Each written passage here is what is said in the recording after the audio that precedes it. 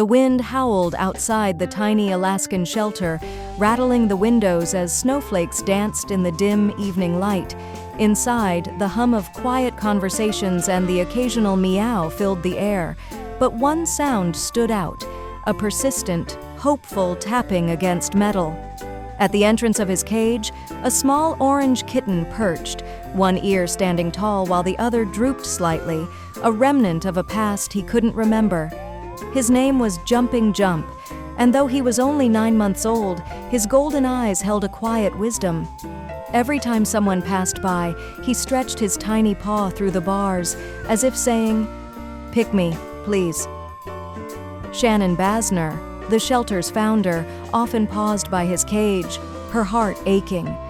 "You're too sweet to be here this long," she'd murmur, scratching under his chin. Jumping Jump had arrived months ago after a tragic accident took his first family.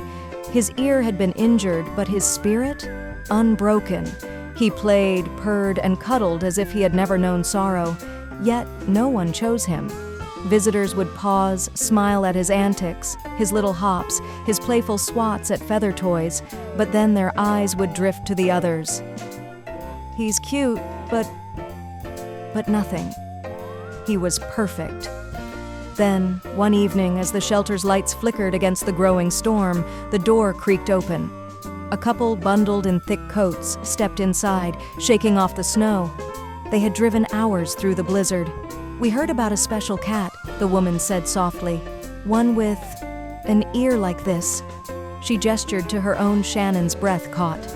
She led them to Jumping Jump's cage. The kitten, as if sensing something monumental, stood on his hind legs, pressing his paws against the door. "You're here for me," his eyes seemed to say. The man crouched, reaching a finger through the bars. Jumping Jump headbutted it gently, purring so loudly the entire cage vibrated. The woman's eyes filled with tears. "He's the one." But as Shannon prepared the paperwork, a volunteer rushed in.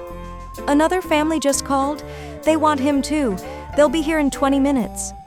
A heavy silence fell. The couple exchanged glances. They had come so far?